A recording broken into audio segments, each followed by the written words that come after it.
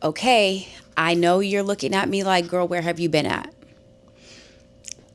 Clearly, we are not, well, I guess I don't really even have a regular space. We're in my office. I'm not ready to record at home yet because I actually just moved, which part of this video is going to be talking about my move and how that came together because I didn't have nothing to do with that. That was literally all God that got me from one place to the next. You guys, I have to accept that I am in the trenches of perimenopause. And I didn't want to accept that it was possible for that to be happening at this age, but I guess it's very normal. So here we are.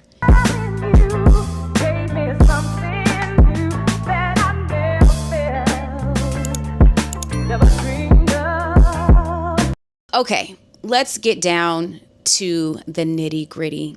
Hello, and welcome back to my channel. If you have never seen me before, my name is Shayla Monique. I do not have a niche. I just talk about life, and I talk about the Lord, and I talk about, I'm just a girl. I'm also about to turn 40.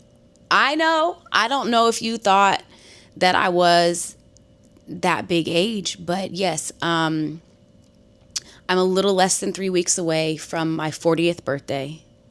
And honestly, I thought that turning 30 was difficult for me. It was not. This turning 40 thing is really making me feel a lot of different ways. Here's why. Society, I don't know what it's like in other countries. I live in America. I'm an LA girl through and through. Society really makes women believe, by way of indoctrination and just like repeatedly telling us this, that youth and beauty and childbearing is really all that we are like meant for, all that we carry any value to do. Be young, look young, be thin or in shape, be beautiful, be palatable, and have children. Yeah. And so entering perimenopause feels like death. It feels like a death sentence. And I know that that might seem, I don't know, does that seem like I'm being dramatic?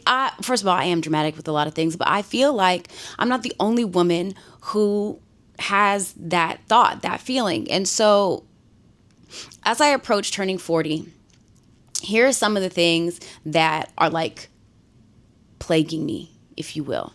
Now that I'm realizing what's happening with me hormonally, I'm like, oh, this is why I feel so like off kilter about everything that's been going on, like with my physical body, outside of the fact that my hormones are crazy.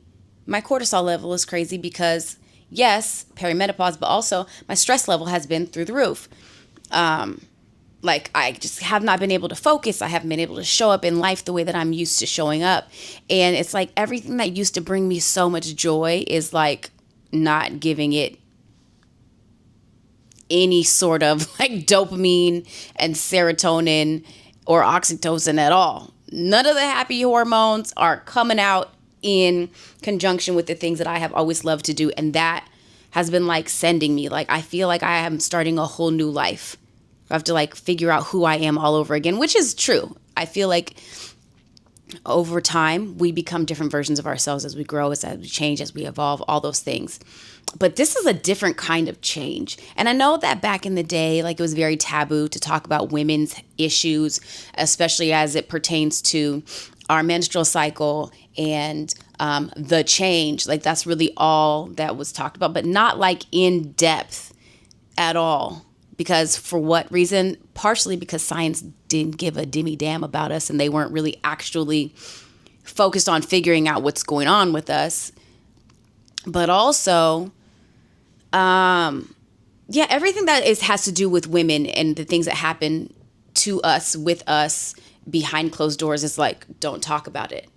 We're just supposed to be these pretty little things that don't have feelings or emotions or hormones or anything. We can't have any sort of issue. So growing up, I don't ever remember older women talking about what was happening to them. I just know they were talking about, oh, I'm going through the change. To me, all that was like, oh, you can't have babies anymore and you're going to have chin hairs. And you get a hot flash here and there. And maybe you might start gaining a little weight in the midsection. That was really all that I knew about the changes in hormones. I never knew some of the things I'm about to share with you now.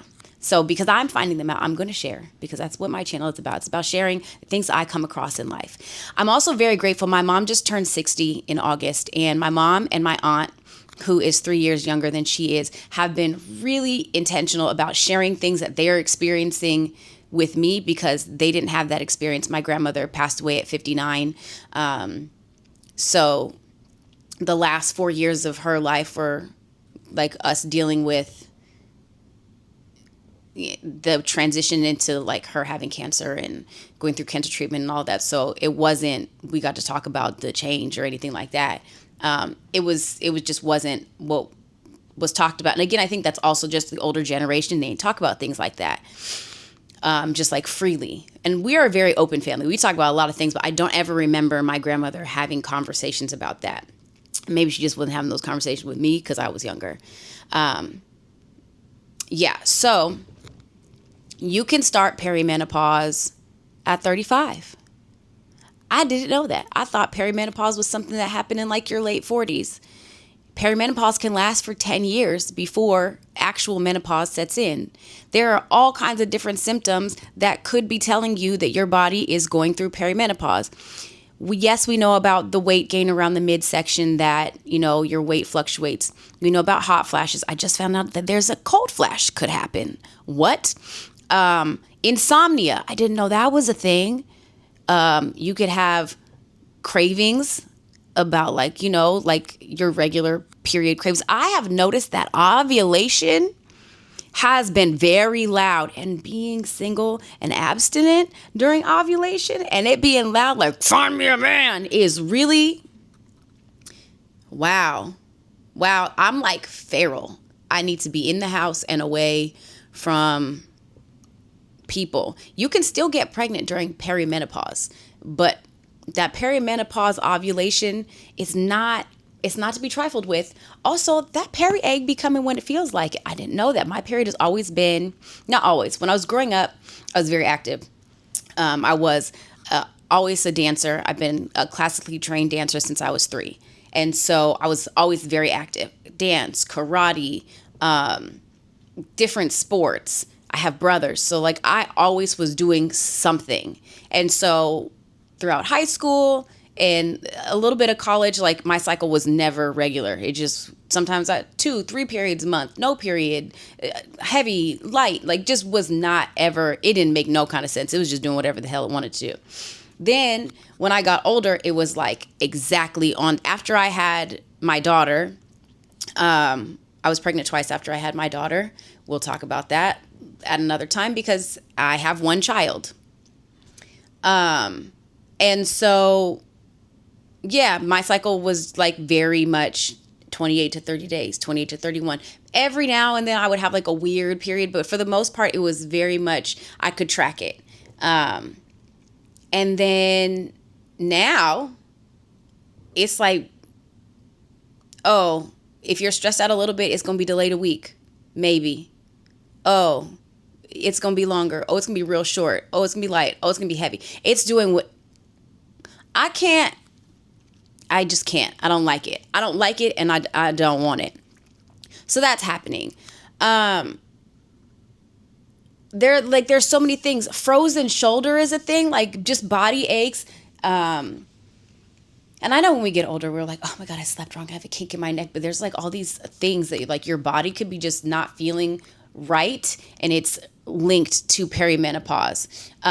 There's just a lot of symptoms that I just was not aware of.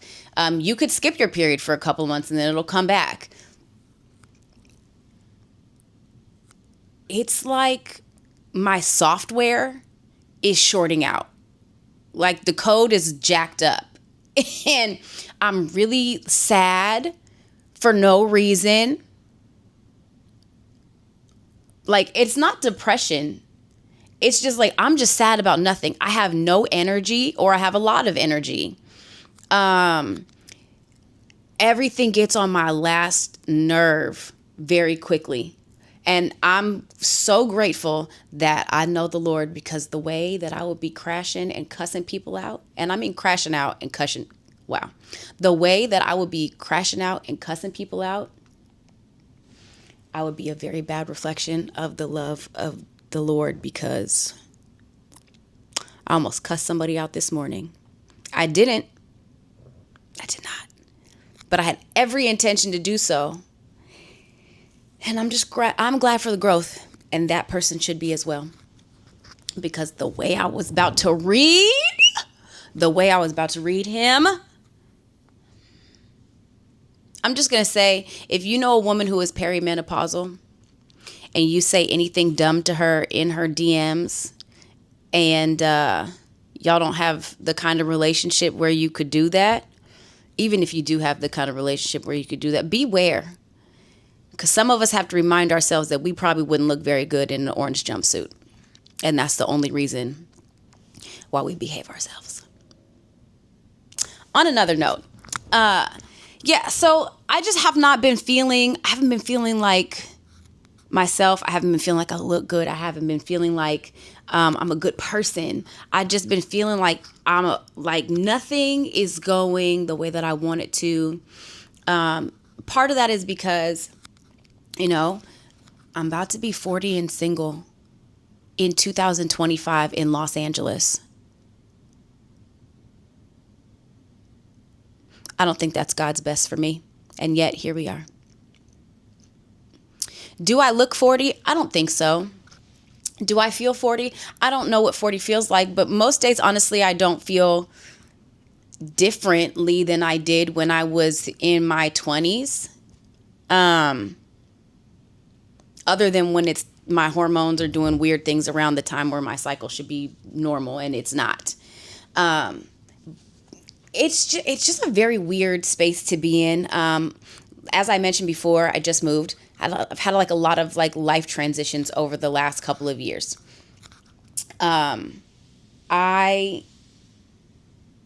knew that I was going to need to move by the end of this year, or at least I was planning to move by the end of this year.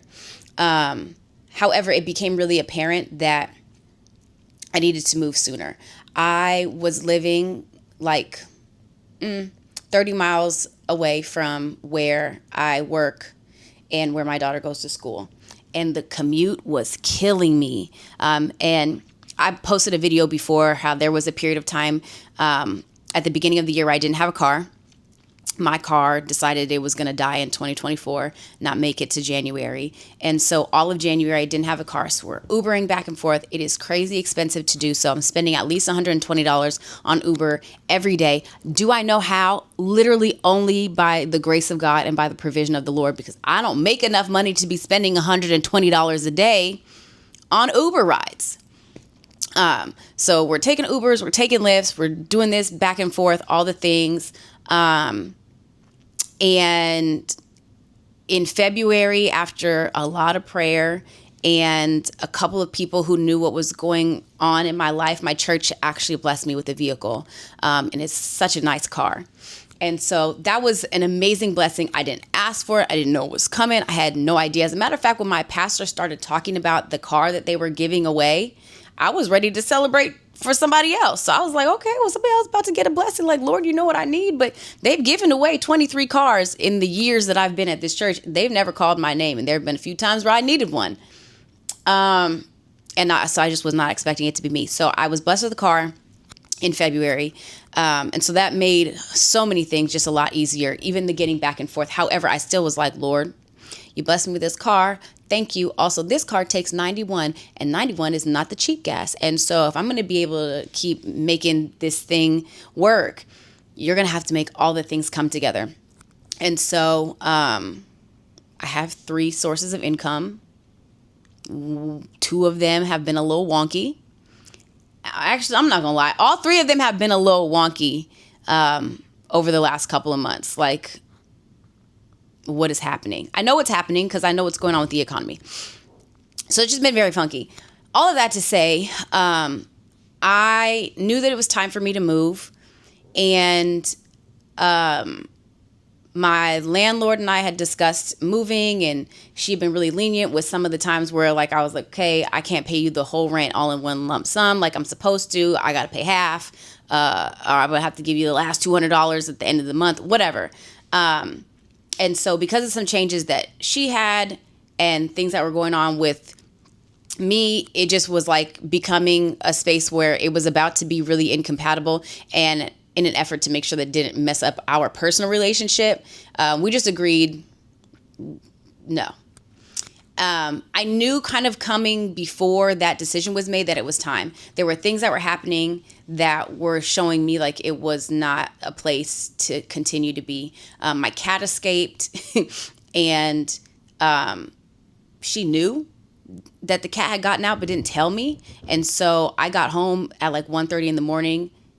I noticed that the window was like kind of like the window was cracked. I left it cracked, but the screen was ajar, which had never happened. And I didn't find my cat for like 5 hours. I was up, frantic. Thankfully, he didn't go very far. I was able to find him. Y'all have seen, if you have never seen me before, you don't know. I have a hairless cat, so he's not an outside cat. He's never been outside. He's not supposed to be outside. He don't even have any fur. So I found the cat, and then like the next day, she was like, "Oh yeah, your screen was like all the way off the window. You didn't." Obviously, I didn't do that, but you didn't think to let me know something like that had happened. That's probably an indication that something is wrong, but you didn't reach out. That was odd to me. There were just some interactions that we had were just kind of like bumping heads a little bit. And I just was like, yeah, Lord, I think it's time for me to start looking for places to move. When I found the place that I am now living, I was like, oh, I feel like this might be the one. I had seen a couple of other places and they were not it. I didn't like the neighborhood. I didn't like the layout of the unit. It looked one way online. It looked completely different when I actually got there. But this place was different. This place looked like it was supposed to look. The manager is very nice. She's been at the property for like 30 years. And I just felt good about it. So after I would take my daughter to school, I would drive over to the place, park outside, and pray over it every day. I did that for a couple of days. Then I submitted an application. I submitted the application, and she was like, I just want to let you know the unit that you saw, someone else submitted an application for it. So if they get approved, you're not going to get that unit. However, I do have 3 others in the building. And I was like, ugh. Okay, I haven't seen the others. I really like that one. But honestly, the building and the location is what's the most important to me. So I'll take whatever you have. Submitted my application, continue to do my prayers in the morning. And on the 4th day after I submitted the application, she let me know that my application was denied. I was like, ooh, I'm heartbroken. Immediately, I was just like, Lord, that's not what you told me. You told me that this is the place. And I know this is the place. So like, what are we going to do? So I asked her, I said, would you accept cosigners? She said yes. And then in my mind, I'm like, girl, why you didn't tell me that in the first place when I told you my credit was because this whole divorce process. So I let a couple of people in my family know what was going on, let them know I needed a cosigner. My dad was like, who's going to cosign? I was like, I don't know. I don't know what these people's credit looks like. I have no idea. So after, I think like a day and a half, someone let me know that they would be interested in co-signing for the apartment for me, which was amazing. But at the time, I also was like, I don't have the money to move in because I was not prepared. Like, I probably had a week's notice that like moving was going to happen to be faster because the lady that I was living with before or renting from, she was like, well, I kind of already have this space listed online and there are some interested parties. So if you can move sooner, I can move somebody else in sooner and like we can make it do what it do. And I was like, oh, okay. So it was like we have an agreement until December, but I'm going to make it month to month. So you have like 30 days. And I was like, oh, cool. Got it. So what ended up happening is I got the cosigner. We submitted the application. We ended up needing more paperwork to be put in. And I was like, still every day, I'm going, I'm praying, I'm going, I'm praying. And I'm also like, I don't know what's happening with the money. I was expecting a commission for a real estate deal. Found out that that commission was not coming. I was like, ooh, I needed that money. So I'm still praying. I'm still like, God, you said this is the place. I'm packing up my place. I'm moving as if I've already got the yes. I'm changing the address. I'm putting it in my phone. I'm doing all the things that you would do if you were prepared. Long story short, I ended up being blessed with the money to move 2 hours before I needed to go and meet the landlord or the new manager and sign the lease. 2 hours before. And I was able to move in the day after, or 2 days after I moved out of my previous place. And so now we are almost a month in our new place. And literally that was all God. I didn't know how it was going to work out. I just knew that it was going to work out. And I've seen videos before where people are like, God blessed me with a house and an apartment that I didn't pay for. And I didn't have the credit. And I was like, Lord, I see what you're doing for others. And I never thought that I would be somebody who would be in a position to sit here and record a video telling a similar story. And yet I am. After having told a story previously about a vehicle that I drive every single day that I also did not pay for, that God gave me. So I hope all of that encourages you. Life has been crazy. It's been a whirlwind, but not bad. Not bad. A little stressful, but not bad. I'll be back when, I don't know. I love y'all. Thank you for watching. Share with a friend. And those of you who are also dealing with perimenopause, woo! I feel you, sister. We are in the trenches together. I'll see you guys soon.